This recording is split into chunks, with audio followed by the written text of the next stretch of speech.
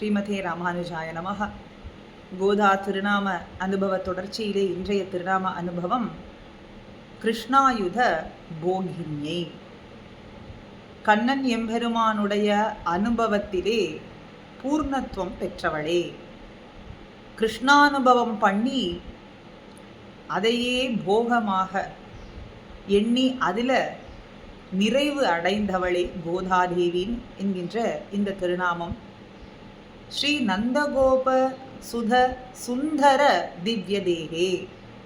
நந்தகோபர் மகனான சுத கண்ணன் எம்பெருமான், நந்தகோபன் மகனான கண்ணன் எம்பெருமானுடைய சுந்தர அற்புதமான அழகு கொஞ்சக்கூடிய திவ்ய தேகே திருமேனியை அடைய ஆசைப்பட்டு எம்பெருமானோடு சேர வேண்டும், எற்றைக்கும் ஏழேழ் பிறவிக்கும் அவனுக்கே ஆட்பட்டு இருக்க வேண்டும், அவனுடைய திருவடிகளுக்கு குத்தேவல் கைங்கரியம் பண்ண வேண்டும் என்கின்ற போகாபிலாஷே, அந்த அனுபவம் என்கின்ற போக்கியத்துக்கு ஆசைப்பட்டு பூர்வ பாஷே, சரித்திர பூர்வ பாஷே, அழகியதான இனிமையான திவ்ய சுக்திகள் மதுரமான மஞ்சுஸ்வனாம் வாக்காலே பாடினவளே.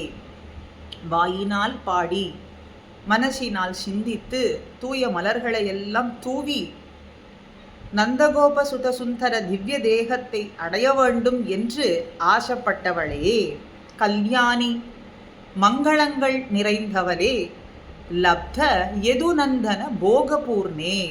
யதுநந்தன யதுகுலத்துக்கெல்லாம் தலைவராய் விளங்கக்கூடிய கண்ணன் எம்பெருமானை அனுபவம் பண்ணி அந்த கிருஷ்ணானுபவத்தாலே பூர்ணே நிறைவு அடைந்தவளே, யதுநந்தன போக பூர்ணே. அதனாலே கிருஷ்ணாயுத போகின்யை என்கின்ற திருநாமம். ஆக கிருஷ்ணானுபவத்திலேயே நிறைவு அடைந்தவளே, கண்ணன் எம்பெருமானிடத்திலேயே நிறைவு பெற்றவளே, கிருஷ்ண பக்தியிலேயே நிறைவு பெற்றவளான கோதே துவதீய சரணௌ சரணம் பிரபத்யே. கிருஷ்ணானுபவம் பண்ணி பண்ணி அதனாலே நிறைவு பெற்றவளான கோதாதேவியே, உம்முடைய திருவடிகளிலே அடியே சரணம் புகுகின்றேன் என்று ஒரு ஸ்லோகத்திலேயும், பாகவதத்தில் சாக்ஷாத் கண்ணன் எம்பெருமான் தன்னையே பூர்ணத்துவம் உடையவன் என்று காட்டுகின்றான்.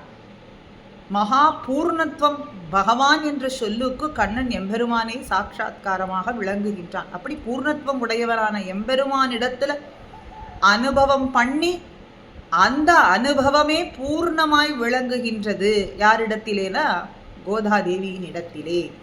அதே போலே மற்றொரு ஸ்லோகத்திலேயும் பிராபோத்யகி ஸ்துதி வசீகிருத வாசுதேவ, வாசுதேவனான எம்பெருமானை துயில் எழுப்புவதற்காக அதி அற்புதமான பாடல்களை எல்லாம் பாடினவளே, அவனை வசப்படுத்துவதற்காகவே துயில் எழுப்பும்படியான பாடல்களை பாடினவளே, பத்மாபதே திருமகள் கேழ்வனான எம்பெருமானுடைய பிரதித பாக்ய கிருதாவதாரே, அவனுடைய அனுகிரகத்தாலே பரம்பொருளினுடைய அனுகிரகத்தாலே திருவவதாரம் பண்ணினவளே, பூமாதேவியின் அம்சமானவளே, கோபால பால சரிதேஷு கிருதானுராகே.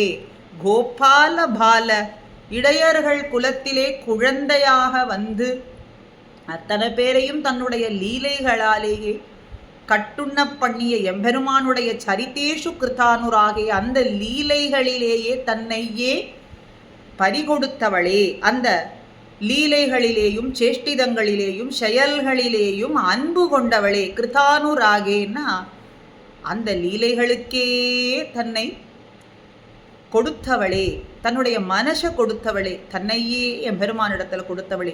ஆக கிருஷ்ணானுபவம் என்பதிலேயே பூர்த்தி பெற்றவளானவள் கோதே துவதீய சரணௌ சரணம் பிரபத்தி. கிருஷ்ணானுபவம் அதற்கு ஒரு உருவம் என்று சொல்ல வேண்டும்னா அது கோதை நாச்சியார். கண்ணு மூக்கு வாய் அப்படியெல்லாம் போட்டால் அது ஆண்டாள் நாச்சியாராகத்தான் இருக்கும்.